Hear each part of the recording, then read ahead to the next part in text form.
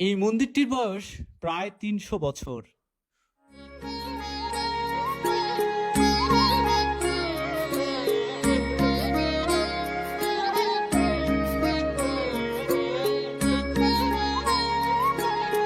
প্রাচীন স্থাপত্যশৈলীর অনন্য নিদর্শন হিসাবে আজও দাঁড়িয়ে আছে নবরত্ন মন্দির।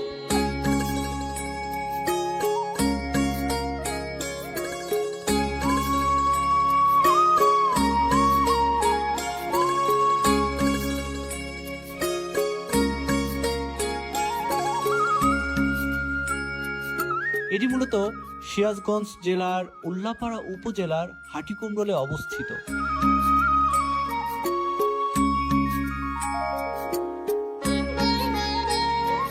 এই মন্দিরটি ১৭০৪ সাল থেকে ১৭২৮ সালের মধ্যে নির্মাণ করেন।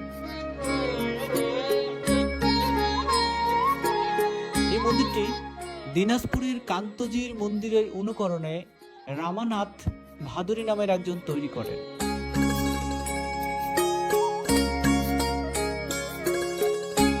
দেশের যে কোনো জায়গা থেকে হাটিকুমরুলে নেমে হাটিকুমরুল থেকে ১ কিলোমিটার দূরে যে কোনো ভাবে যে কোনো উপায়ে এই মন্দিরে যেতে পারেন।